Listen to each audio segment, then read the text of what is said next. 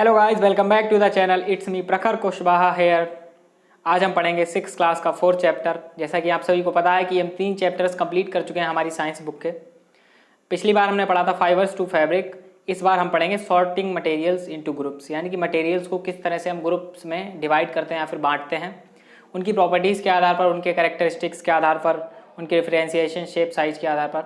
तो चलिए शुरू करते हैं।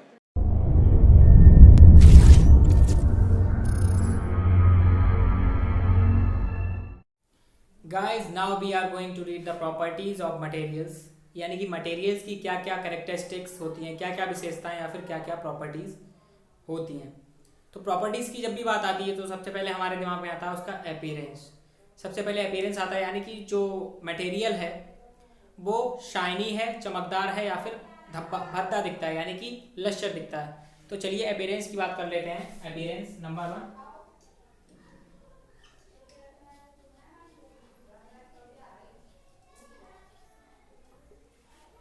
तो जब भी अपीयरेंस की बात आती है सबसे पहले हमारे दिमाग में आता है शाइन सरफेस है या फिर लश्यर सरफेस है। तो इसमें मेटल्स एंड नॉन मेटल्स की बात आती है। कुछ मेटल्स होते हैं शाइन सरफेस एंड लश्यर सरफेस, यानी कि धब्बा। इसमें लिख लीजिए आप भद्दा, जिसका रंग जो है भद्दा दिखता है ऊपर से, और ये जो है चमकदार होता है, चमकदार। तो इसमें शाइन में ज्यादातर मेटल्स आते हैं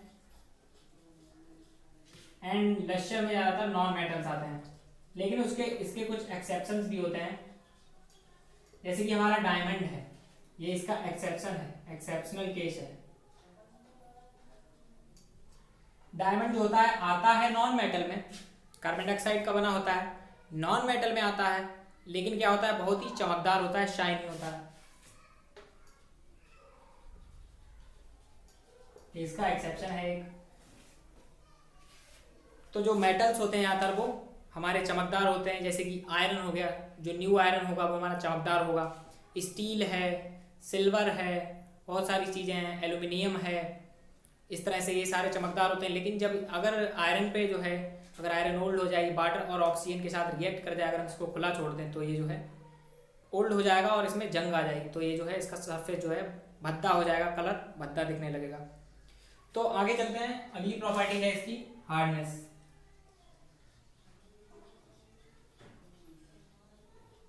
तो जब हार्डनेस की बात आती है तो कुछ जो चीज़ें होती हैं वो हमारी हार्ड होती हैं।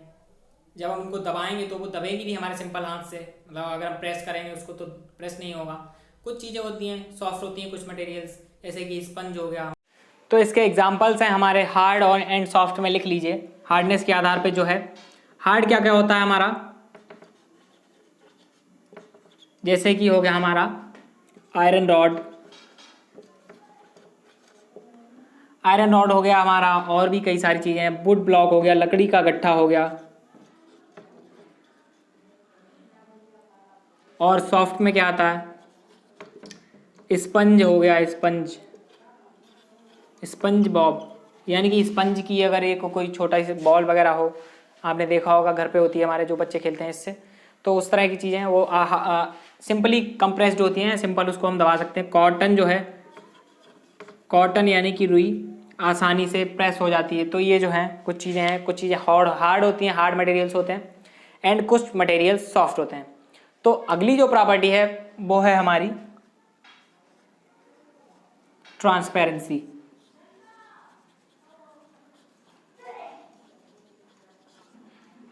ट्रांसपेरेंसी का मतलब है कुछ मटेरियल्स ऐसे होते हैं जिनके आर पार हम सीधे सीधे देख सकते हैं, मतलब बिना किसी रुकावट के। एंड कुछ मटेरियल्स ऐसे होते हैं जिनके आर पार हम, जिसके आर पार की जो वस्तुएं हैं वो हम कुछ कुछ हद तक हमें दिखाई देंगी, यानी कि क्लियरली नहीं दिखाई देंगी। एंड कुछ मटेरियल्स ऐसे होते हैं जिनके आर पार हम बिल्कुल नहीं देख सकते हैं। जैसे कि मान लिया जिनके आर पार हम बिल्कुल एकदम देख सकते हैं मटेरियल्स के आर पार, वो होते हैं हमारे ट्रांसपेरेंट।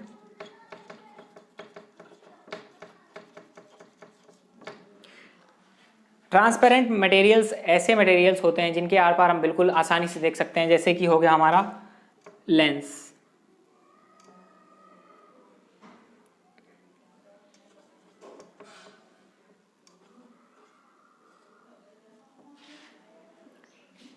लेंस हो गया हमारा, ग्लास हो गया, यानी कि लेंस जो है हमारा चश्मे में जो लगा होता है, ग्लास हो गया, और भी कई सारी चीज़ें हैं। ये हो गई ट्रांसपेरेंट हमारी। और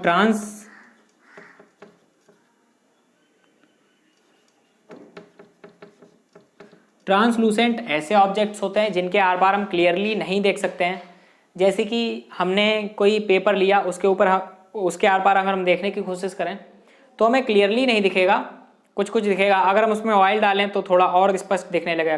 पेपर के ऊपर अगर हम ऑयल डाल के देखिए, आप प्रैक्टिकल करके देखिए घर पे, तो उससे कुछ हद तक क्लियर कुछ कुछ दिखने लगेगा। तो इसलिए इसे कहते हैं ट्रांसलूसेंट, यानी कि ऑयली पेपर हो गया, ऑयली पेपर। और आपकी बुक में एक एग्जाम्पल दिया गया है, एनसीईआरटी की बुक में, उसमें दिया गया है कि अगर आप एक टॉर्च लें और उसको अपनी हथेली के नीचे से लगाएं, उसको अपनी हथेली के नीचे से जलाकर लगाएं, तो आपको रेड कलर का पूरा आपकी हथेली का पिछला भाग रेड कलर का दिखेगा। यानी कि लाइट दिख रही है कहीं ना कहीं, लेकिन क्लियर नहीं दिख रही। तो ये भी क्या है, ट्रांसलूसेंट है। और क्या है, और ऐसे मटेरियल्स जिनके आर पार हम बिल्कुल नहीं देख सकते हैं वो होते हैं अपॉक, यानी कि उसे अपॉक कहते हैं। जैसे कि हो गई हमारी जो है मिट्टी के बर्तन हो गए, मड पॉट हो गई, उसके आर पार हम बिल्कुल नहीं देख सकते हैं। वुड हो गई हमारी लकड़ी, लकड़ी के आर पार भी हम नहीं देख सकते हैं।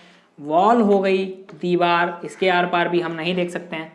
तो ये कुछ एग्जाम्पल्स थे जो हमारे ट्रांसपेरेंसी के आधार पर मटेरियल्स को डिवाइड करते हैं, तरह तरह के मटेरियल्स को अलग अलग कैटेगरीज में डिवाइड करते हैं। तो अब बात आती है आपके अगले प्रॉपर्टी की। अगली प्रॉपर्टी को शुरू करते हैं, चलिए।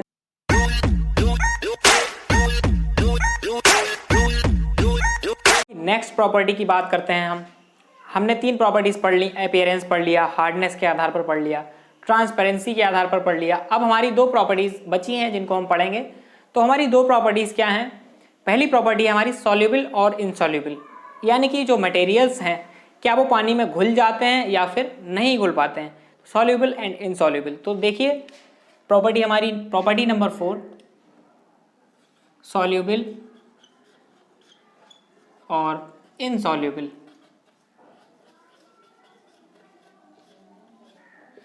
यानी कि पानी में घुलनशील हैं या नहीं, पानी में घुल रहे हैं या फिर नहीं। आपने देखा होगा प्रैक्टिकल करके, आप सॉल्ट लीजिए, वाटर में डालिए, घुल जाएगा। चीनी लीजिए, वाटर में डालिए, घुल जाएगी। लेकिन क्या आपने कभी देखा है कि स्टोन अगर आप पानी में डालेंगे तो वो नहीं घुलेगा? तो ये है इनसॉल्युबल। और जो पानी में घुल जाता है वो है सॉल्युबल। कुछ गैसेस भी होती हैं, जैसे कि ऑक्सीजन है। अगर ऑक्सीजन पानी में नहीं घुलेगी तो जो हमारे जलीय जीव हैं वो मर जाएंगे, क्योंकि वो ऑक्सीजन कहाँ से लेते हैं? वाटर से लेते हैं। हम लोग ऑक्सीजन कहाँ से लेते हैं? अर्थ, यानी कि खुली हवा में हम लोग सांस लेते हैं। लेकिन वो एक्वेटिक एनिमल्स जो हैं, जलीय जीव हैं, वो खुली हवा में सांस नहीं ले सकते। तो इसलिए ऑक्सीजन जो है पानी में घुल जाती है। तो इसी तरह से बहुत सारी चीज़ें हैं, सॉल्युबल हैं एंड इनसॉल्युबल हैं। तो देखिए सॉल्युबल क्या क्या है। सॉल्युबल है हमारा सॉल्ट, सॉल्ट हो गया, शुगर हो गई। और इनसॉल्युबल क्या क्या है? Stone, plastic. आप प्रैक्टिकल करके देखिए, ये प्रॉपर्टीज़ हैं कुछ जो है, प्लास्टिक है, स्टोन है, ये क्या है? इनसॉल्युबल है। एंड सॉल्युबल क्या है? हमारा पाउडर हो गया, जैसे कि चॉक पाउडर है, वो मतलब आप जब उसको घोलोगे, तो जैसे कि चॉक पाउडर हम लेते हैं, तो चॉक का अगर पाउडर है तो वो तो घुल जाएगा पानी में।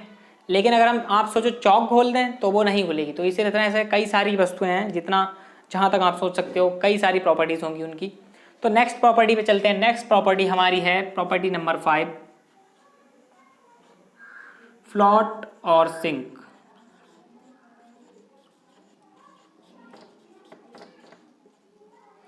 यानी कि मटेरियल्स जो हैं क्या वो तैर सकते हैं या फिर डूब जाते हैं। कुछ मटेरियल्स जो होते हैं वो तैरते हैं पानी में, जिनकी डेंसिटी कम होती है वो पानी में तैर जाएंगे। जिनकी डेंसिटी जिस वाटर बॉडी में हम उसे इमर्ज कर रहे हैं, यानी कि डुबा रहे हैं, अगर उससे कम है तो वो पानी में तैर जाएंगे। और यदि उनकी डेंसिटी उस वाटर बॉडी से ज़्यादा है तो वो पानी में डूब जाएंगे। तो इसी तरह से हम इसके एग्जाम्पल लिखेंगे। फ्लोट कौन कौन से करेंगे? फ्लोट करेगा हमारा स्पंज हो गया, यानी कि स्पंज बॉब्स होते हैं, यानी कि सोख्ता मान लीजिए, जिस तरह जिसे हम सोख्ता बोलते हैं। जब हम कोई नई चीज़ खरीद के लाते हैं मार्केट से तो वो उसमें वेल पैक्ड होती है ताकि वो गिरे तो टूटे ना, उसको कोई मतलब कोई नुकसान ना हो उस ऑब्जेक्ट को। तो छोटी छोटी बॉल्स जिसमें होती है, जिसे बच्चे ऐसे ऐसे करके तोड़ते हैं दबा दबा के, उसमें आवाज़ आती है लेकिन वो फिर थोड़ी देर बाद फूल जाते हैं।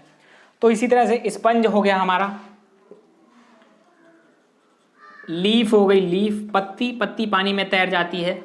और डूबता क्या क्या है, स्टोन डूब जाएगा, स्टोन डूब जाएगा हमारा, और कई सारी चीज़ें डूब जाएंगी। अगर हम बॉल लें, बॉल क्रिकेट वाली, क्रिकेट बॉल, ये हमारी पानी में डूब जाएगी।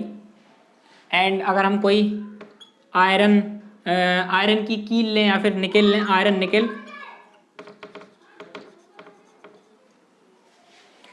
निकेल भी हमारी डूब जाएगी वाटर में। तो इस तरह से ये इसकी प्रॉपर्टीज़ हो गई, इमर्स, फ्लोट और सिंक, यानी कि डूब जाएंगे या फिर तैरेंगे। तो उम्मीद है आपको ये वीडियो अच्छी लगी होगी, हमारा टॉपिक आपको ये चैप्टर समझ में आया होगा, एक एक टॉपिक बिल्कुल क्लियर हो गया होगा। जो चीज़ क्लियर ना हुई हो कमेंट बॉक्स में आप अपने डाउट क्लियर कर सकते हैं, मैं तैयार हूँ आपके लिए बिल्कुल एकदम फ्री। और पिछले चैप्टर्स, चैप्टर 1, चैप्टर 2, चैप्टर 3, उन चैप्टर्स को अगर आपने नहीं वॉच किया है तो डिस्क्रिप्शन में लिंक है, देख लीजिए। और बाकी सारे, अगर उन चैप्टर्स से रिलेटेड कोई भी आपके पास डाउट है तो कमेंट करिए, आपका डाउट 100% सॉल्व होगा। Thank you.